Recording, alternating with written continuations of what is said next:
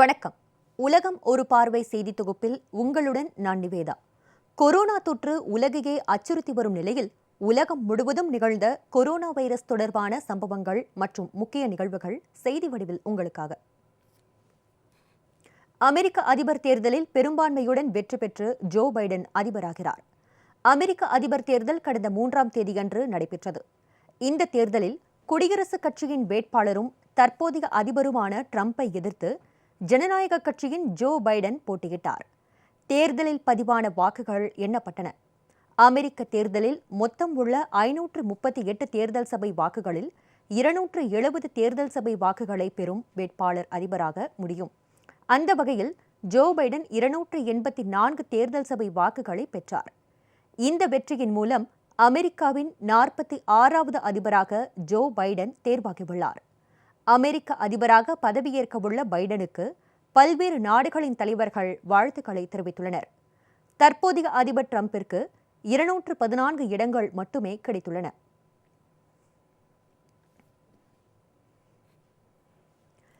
அமெரிக்க அதிபர் தேர்தலில் ஜனநாயக கட்சி வெற்றி பெற்றதன் மூலம் அந்நாட்டின் முதல் பெண் துணை அதிபராக இந்திய வம்சாவளியைச் சேர்ந்த கமலா ஹாரிஸ் தேர்ந்தெடுக்கப்பட்டுள்ளார். அமெரிக்க அதிபருக்கான தேர்தல் கடந்த 3ஆம் தேதி நடந்து முடிந்தது. இதன் பிறகு வெளியான வாக்கு எண்ணிக்கை முடிவுகளில் குடியரசுக் கட்சிக்கும் ஜனநாயக கட்சிக்கும் பல்வேறு மாநிலங்களில் இழுபறி நீடித்து வந்தது. இந்த நிலையில் தற்போதைய நிலவரப்படி ஜோ பைடன் வெற்றிக்கு தேவையான அதிகபட்ச வாக்குகளை பெற்றுவிட்டார்.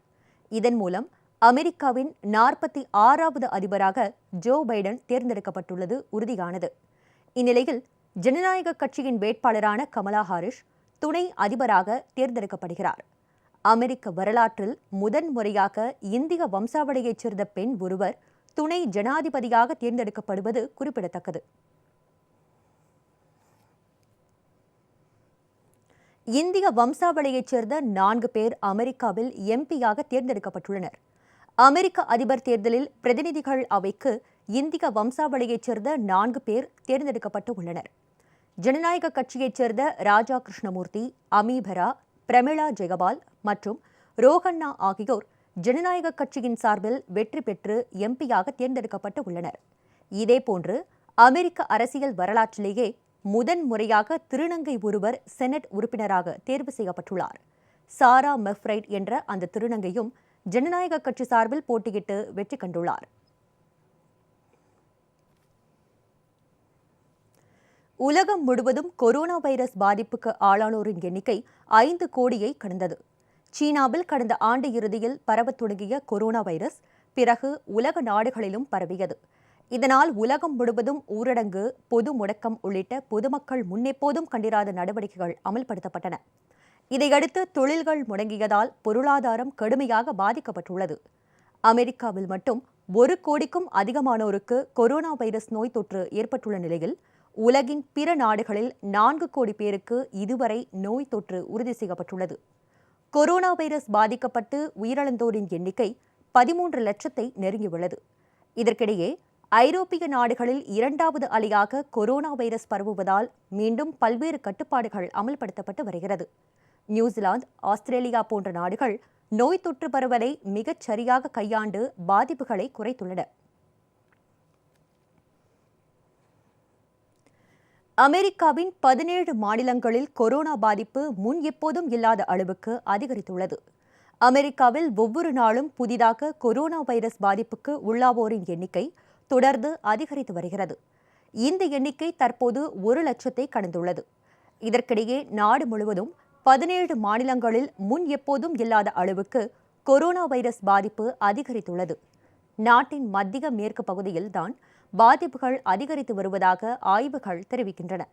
இதில் அயோவா, மின்னசோட்டா, மிசௌரி உள்ளிட்ட பகுதிகள் இடம்பெற்றுள்ளது. இதைத் தொடர்ந்து வைரஸ் பாதிப்பு அதிகரிப்பதை தடுக்கும் நோக்கில் சில மாநிலங்களில் மீண்டும் ஊரடங்கு உள்ளிட்ட நடவடிக்கைகள் அறிவிக்கப்பட்டு வருகின்றன. இதற்கிடையே தினமும் மருத்துவமனைகளில் அனுமதிக்கப்படுவோரின் எண்ணிக்கையும் தொடர்ந்து பல நாட்களாக 52,000க்கும் அதிகமாக உள்ளது.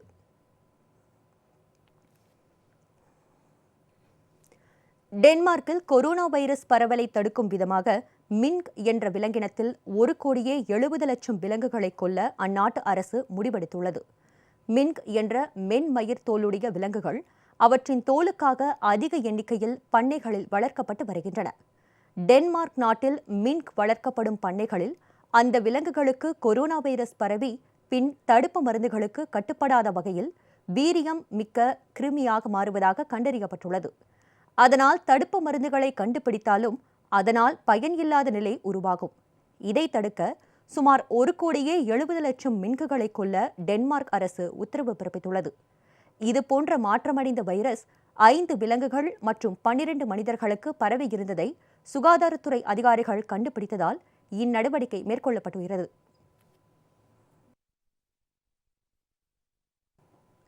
டென்மார்க் உள்ளிட்ட 6 நாடுகளில் மின்க் பண்ணைகளின் மூலம் கொரோனா வைரஸ் பரவியுள்ளதாக உலக சுகாதார அமைப்பு அறிவித்துள்ளது. உலகின் பல்வேறு நாடுகளில் மின்க் என்ற விலங்கு பண்ணைகளில் வளர்க்கப்பட்டு வருகிறது.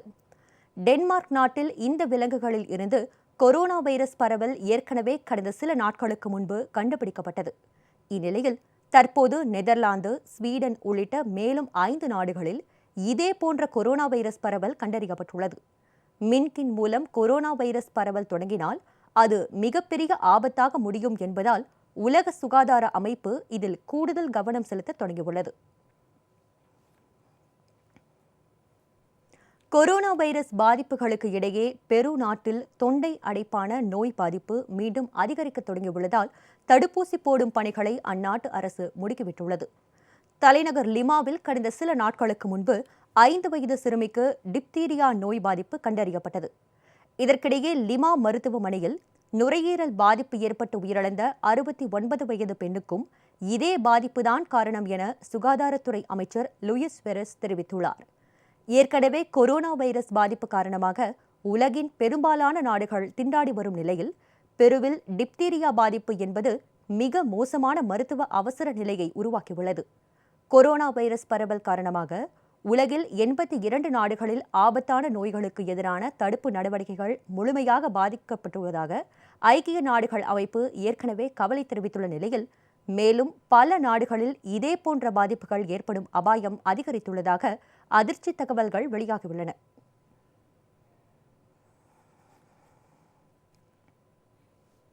சிறுநீரக மாற்று அறுவை சிகிச்சைக்காக காத்திருந்த ஒருவருக்கு இத்தாலி போலீசார் லம்போர்கினி கார் மூலம் அதிவேகமாக சிறுநீரகத்தை எடுத்துச் சென்று சரியான நேரத்திற்கு ஒப்படைத்தனர்.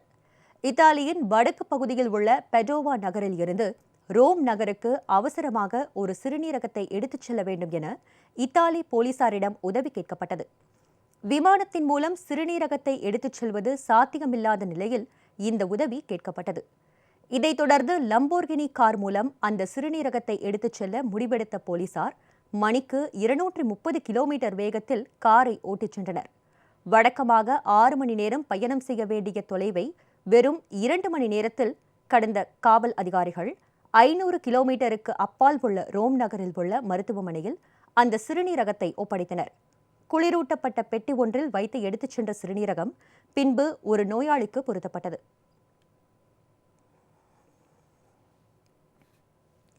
உலக அளவில் அமெரிக்காவில்தான் பிளாஸ்டிக் கழிவுகள் மிகவும் அதிகமாக வெளியேற்றப்படுவதாக ஆய்வில் தெரியவந்துள்ளது. சர்வதேச கல்வி ஆராய்ச்சிக் கழகம் வெளியிட்டுள்ள ஆய்வறிக்கை ஒன்றில் 2016ஆம் ஆண்டில் உலகிலேயே அதிக அளவிலான பிளாஸ்டிக் குப்பைகளை அமெரிக்கா நிலத்திலும் நீரிலும் வெளியேற்றியதாக தெரிவிக்கப்பட்டுள்ளது. ஓராண்டில் மட்டும் 42 மெட்ரிக் டன் அளவுக்கு பிளாஸ்டிக் குப்பைகளை வெளியேற்றும் அமெரிக்காவில் ஒவ்வொரு தனி மனிதனும் 100 கிலோவுக்கும் அதிகமான குப்பைகளை உற்பத்தி செய்வதாகவும் அந்த ஆய்வில் கூறப்பட்டுள்ளது. 2010ஆம் ஆண்டுடன் ஒப்பிடுகையில் இந்த அளவு சுமார் 5 மடங்கு அதிகரித்திருப்பதாகவும் அந்த ஆய்வில் தெரிவிக்கப்பட்டுள்ள நிலையில் 90% மேற்பட்ட பிளாஸ்டிக் குப்பைகளை முறைப்படி அழித்துவிட்டதாகவும் மீதமுள்ளவற்றை மறுசுழற்சி செய்துவிட்டதாகவும் அமெரிக்க அரசின் இணையதளம் ஒன்றில் தெரிவிக்கப்பட்டுள்ளது.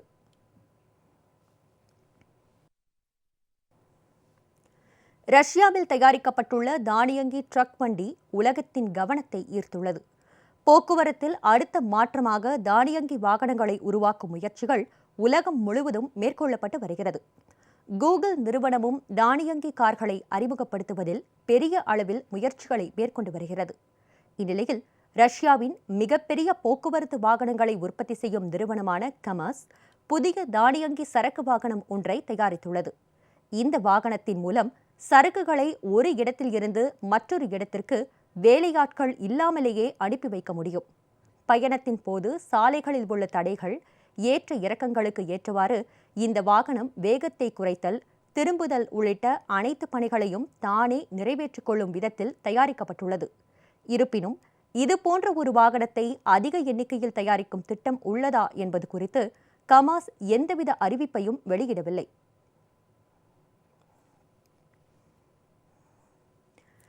நிகராகுவாவில் சூறாவளி காற்றுடன் பலத்த மழை பெய்ததால் பல்லாயிரக்கணக்கான பொதுமக்கள் கடுமையாக பாதிக்கப்பட்டனர். ஈட்டா புயல் காரணமாக மத்திய அமெரிக்காவில் பலத்த மழை பெய்தது.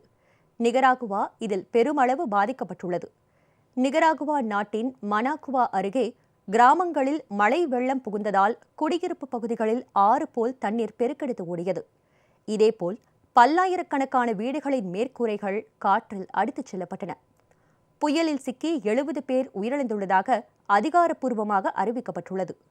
புயல் மழை பெய்தபோது மணிக்கு 250 கிலோமீட்டர் வேகத்தில் காற்று வீசியதாக அப்பகுதி மக்கள் தெரிவித்தனர். மேலும் அரசு அதிகாரிகள் மீட்பு மற்றும் நிவாரணப் பணிகளில் கவனம் செலுத்தவில்லை என்றும் அவர்கள் புகார் தெரிவித்தனர். கடந்த பல ஆண்டுகளில் இதுபோன்ற மிக மோசமான மழை இப்பகுதியில் பெய்ததில்லை என்றும் பாதிக்கப்பட்ட மக்கள் தெரிவித்தனர். ஈட்டா புயல் காரணமாக அமெரிக்காவின் தெற்கு புளோரிடா, கேமன் தீவுகள் மற்றும் கியூபாவிலும் பலத்த மழை பெய்தது. ஈட்டா புயல் நிகராகுவாவை தொடர்ந்து மத்திய அமெரிக்காவின் பல்வேறு நாடுகளில் பேரிழப்பை ஏற்படுத்தியுள்ளது. இது பற்றிய ஒரு செய்தி தொகுப்பை பார்க்கலாம். இந்த ஆண்டின் அட்லாண்டிக் புயற் பருவத்தின் மிக மோசமான புயல்களில் ஒன்றாக ஈட்டா கருதப்படுகிறது. கடந்த மாத இறுதியில் கிழக்கு கரீபிய கடலில் குறைந்த தாழ்வழுத்த மண்டலமாக உருவான ஈட்டா பின் மெதுவாக மேற்கு நோக்கி நகர்ந்து மத்திய அமெரிக்க நாடுகளை பதம் பார்த்தது. 2005ஆம் ஆண்டிற்கு பின் மத்திய அமெரிக்க நாடுகளை தாக்கிய மிகப்பெரிய புயலாக கருதப்படும் ஈட்டா கரீபிய கடற்பகுதியில் 1932ஆம் ஆண்டிற்கு பின் மிக மோசமான பாதிப்பை ஏற்படுத்தியுள்ளது. இப்புயல் தாக்கியதால் குவாட்டமாலாவில் பல இடங்களில் மண் சரிவு ஏற்பட்டுள்ளது. ஆறுகளில் வெள்ளப்பெருக்கு ஏற்பட்டு குடியிருப்புகளையும் மழைநீர் சூழ்ந்தது.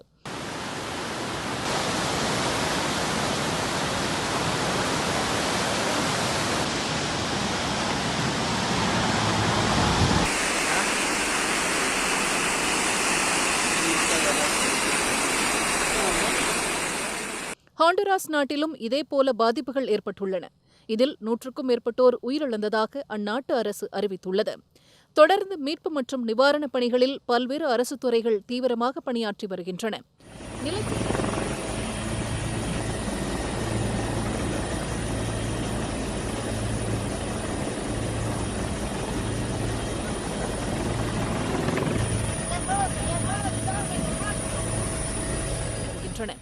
நிலச்சரிவு ஏற்பட்ட பகுதிகளில் உணவு உள்ளிட்ட பொருட்கள் ஹெலிகாப்டர் மூலம் விநியோகிக்கப்படுகின்றன. இதற்கிடையே ஈட்டா புயல் காரணமாக பலத்த மழை தொடரும் அபாயம் இருப்பதாக வானிலை முன்னறிவிப்பு மையம் எச்சரித்துள்ளது.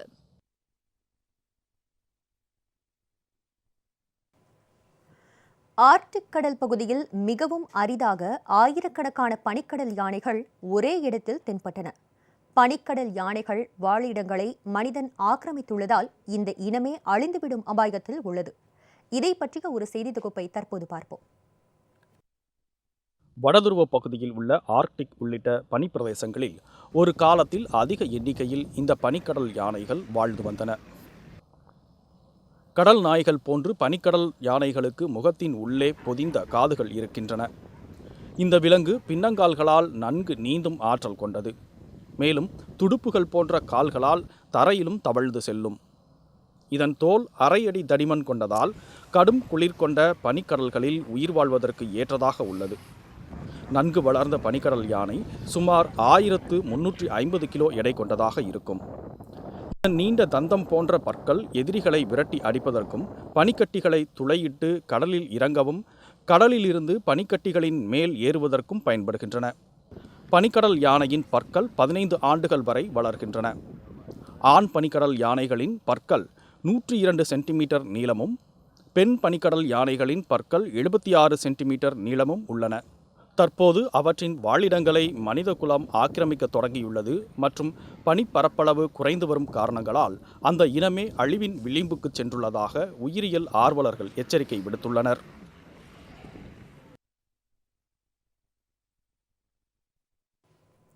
கடந்த 5 ஆண்டுகளில் சுற்றுச்சூழலை காப்பதில் சீனா குறிப்பிடத்தக்க அளவு முதலீடு செய்திருக்கிறது. அது பற்றிய ஒரு செய்தி தொகுப்பை பார்க்கலாம்.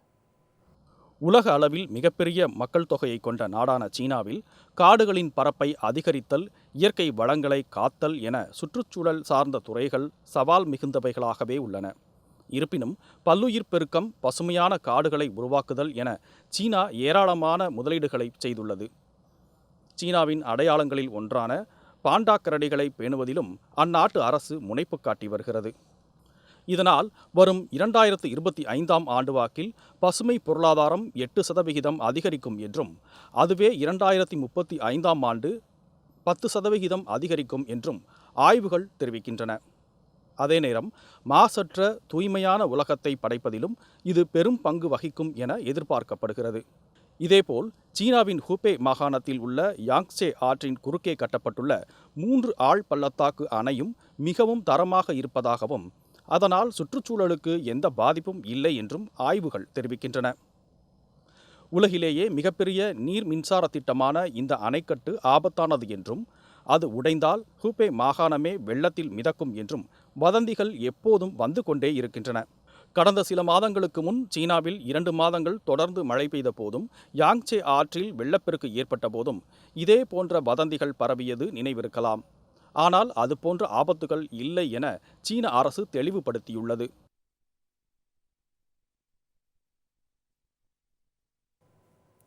ஜப்பானில் சிறிய வீடு ஒன்றில் சுகாதாரமற்ற நிலையில் வளர்க்கப்பட்ட 164 நாய்களை அரசு அதிகாரிகள் மீட்டு அரசு சாரா அமைப்பு மூலம் பராமரித்து வருகின்றனர். மாநிலத்தில் உள்ள இசுமோ நகருக்கு அருகில் கடந்த பல ஆண்டுகளாக ஒரு குடும்பத்தினர் ஒரு சிறிய வீட்டில் நூற்றுக்கணக்கான நாய்களை வளர்த்து வருகின்றனர். அந்த நாய்களுக்கு தேவையான உணவு உள்ளிட்டவற்றை அவர்கள் எப்போதும் அளித்ததில்லை.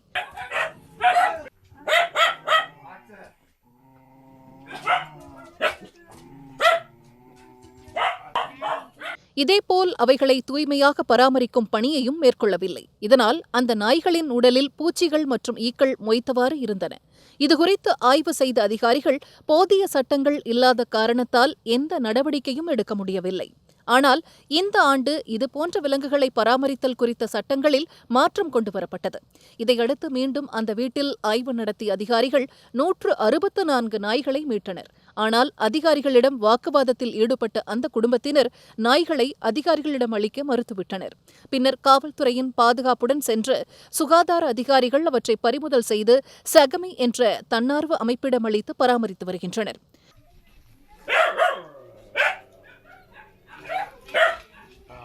நாய்களை வளர்க்க ஆர்வமுள்ளவர்கள் எந்த ஒரு நாயையும் தத்தெடுக்கலாம் என சகமி அமைப்பு பொதுமக்களுக்கு அழைப்பு விடுத்துள்ளது. இந்த நாய்கள் அனைத்தும் வளர்க்க விருப்பமுள்ளவர்களுக்கு வழங்கப்படும் என்றும், அதுவரை அவற்றை முறையாக பராமரிக்க முடிவெடுத்துள்ளதாகவும் சகமி அமைப்பு அறிவித்துள்ளது. இனி உலக அளவிலான மேலும் சில முக்கிய நிகழ்வுகளை விரைவுச் செய்திகளாக பார்க்கலாம். ஈராக்கில் அரசுக்கு எதிராக போராட்டம் நடத்தியவர்கள் மீது நடத்தப்பட்ட துப்பாக்கிச் சூட்டில் ஒருவர் உயிரிழந்தார். 40க்கும் மேற்பட்டோர் படுகாயமடைந்தனர். கடந்த மே மாதம் முஸ்தபா அல் காதிமி ஈராக் பிரதமராக பதவியேற்றுக் கொண்டார். அதன்பின் பஸ்ரா நகரில் பாதுகாப்பு படையினரின் துப்பாக்கிச் சூட்டில் ஏற்பட்ட முதல் உயிரிழப்பாக இது கருதப்படுகிறது. இதற்கிடையே இந்த உயிரிழப்பை உறுதி செய்துள்ள உள்துறை அமைச்சகம், போராட்டக்காரர்களுக்கு எதிராக துப்பாக்கியை பயன்படுத்தக்கூடாது என பாதுகாப்பு படையினருக்கு உத்தரவிட்டிருந்த நிலையில் இந்த சம்பவம் நிகழ்ந்துள்ளதாகவும், இதுகுறித்து விரிவான விசாரணை நடத்தப்படும் என்றும் தெரிவிக்கப்பட்டுள்ளது. மோசமான பொருளாதாரம், வேலையில்லா திண்டாட்டம் போன்ற பிரச்சினைகளின் அடிப்படையில் ஈராக்கில் அரசுக்கு எதிராக போராட்டங்கள் நடத்தி வருகின்றன.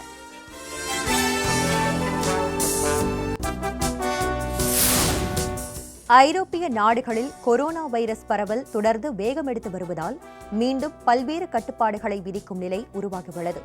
பிரான்சில் தற்போது தினமும் கொரோனா வைரஸ் பாதிப்புக்கு ஆளாவோரின் எண்ணிக்கை 60,000-ஐ கடந்துள்ளது. இதேபோல் England, Spain, Portugal, Romania, Poland உள்ளிட்ட நாடுகளிலும் பாதிப்புகள் தொடர்ந்து அதிகரித்து வருகிறது. இதனால் இந்த பகுதிகளில் புதிய கட்டுப்பாடுகளை விதிக்கும் நிலை ஏற்பட்டுள்ளது. ஏற்கனவே பிரான்ஸ், இத்தாலி உள்ளிட்ட நாடுகளில் விதிக்கப்பட்ட கட்டுப்பாடுகள் காரணமாக பொதுமக்கள் மிகுந்த சிரமத்திற்கு ஆளாகியுள்ள நிலையில் வைரஸ் பரவலை தடுக்க முடியாமல் ஐரோப்பிய நாடுகள் திணறி வருகின்றன.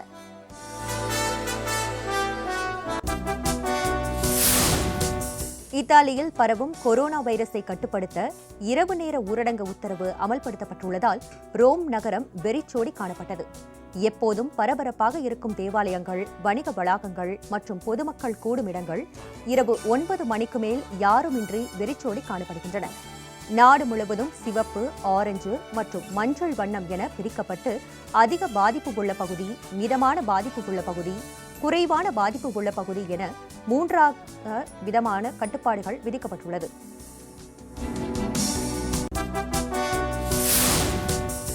ஸ்பெயினில் கொரோனா வைரஸ் பாதிப்புகள் அதிகரித்துள்ள நிலையில் மருத்துவமனைகள் நிரம்பி வழிகின்றன. ஐரோப்பிய நாடுகளில் ஜெர்மனி, பிரான்ஸ் மற்றும் இத்தாலி அரசுகள் ஏற்கனவே நாடு தழுவிய ஊரடங்கு விதிகளை அமல்படுத்தியுள்ள நிலையில் ஸ்பெயினில் சில குறிப்பிட்ட பகுதிகளில் மட்டும் கட்டுப்பாடுகள் விதிக்கப்பட்டுள்ளது. இந்நிலையில் ஒரே நாளில் 8669 பேருக்கு கொரோனா வைரஸ் நோய் தொற்று ஏற்பட்டுள்ளது. இதனால் மருத்துவமனைகள் நிரம்பி வழிகின்றன.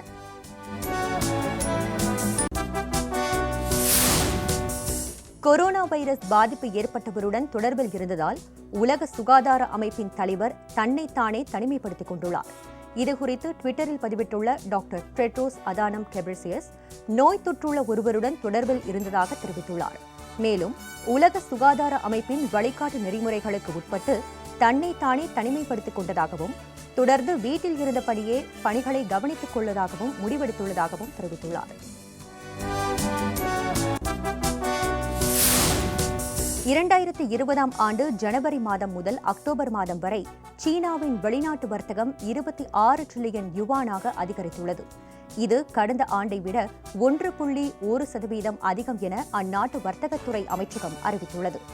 அக்டோபர் மாதம் மட்டும் சீனாவின் இறக்குமதி ஏற்றுமதி வர்த்தகம் 4.6% அதிகரித்துள்ளது என்றும் ஆசியான் நாடுகளுடனான வர்த்தகம் 7% அதிகரித்திருப்பதாகவும் அந்த அமைச்சகத்தின் செய்திக்குறிப்பு ஒன்று தெரிவிக்கிறது.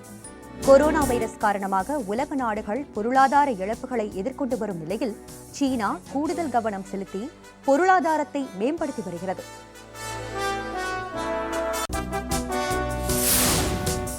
ஏத்தன்ஸ் நகரில் முதலாக ஒரு மசூதி திறக்கப்பட்டுள்ளதால் லட்சக்கணக்கான இஸ்லாமியர்கள் மகிழ்ச்சி தெரிவித்துள்ளனர். 200 ஆண்டுகளுக்கு முன்பு உதுமானிய பேரரசின் ஆக்கிரமிப்பாளர்கள் கிரீஸ் நாட்டில் இருந்து விரட்டியடிக்கப்பட்டனர். அதன் பிறகு ஏத்தன்ஸ் நகரில் மசூதி ஒன்றை கட்ட பல்வேறு முயற்சிகள் மேற்கொள்ளப்பட்டன. ஆனால் அவற்றால் எந்த பயனும் ஏற்படவில்லை. இந்நிலையில் இஸ்லாமியர்களின் தொடர் முயற்சிகளின் விளைவாக 2017ஆம் ஆண்டு மசூதியின் கட்டுமான பணிகள் தொடங்கியது. இந்நிலையில் புதிய மசூதி முழுமையாக கட்டி முடிக்கப்பட்டு தற்போது அதிகாரப்பூர்வமாக திறக்கப்பட்டுள்ளது.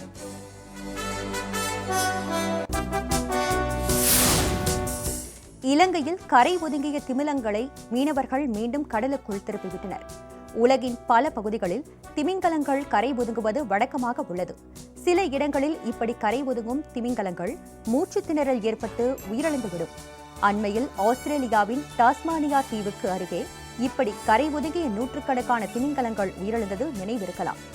இலங்கையின் பனதுரா கடற்கரையில் கரை ஒதுங்கிய திமிங்கலங்களை அப்பகுதி மீனவர்கள் மீண்டும் கடலுக்குள் திருப்பி அனுப்பிவிட்டனர்.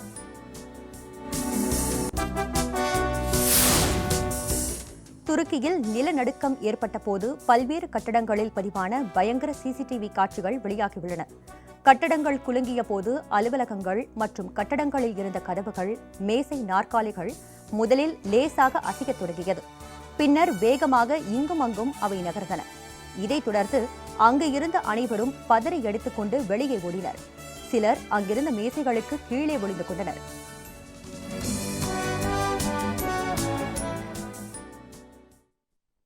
இத்துடன் உலகம் ஒரு பார்வை நிறைவடைந்தன. அடுத்தடுத்த நிகழ்வுகளுக்கு தொடர்ந்து பாருங்கள் ஜெயா பிளஸ் செய்தி சேனலை.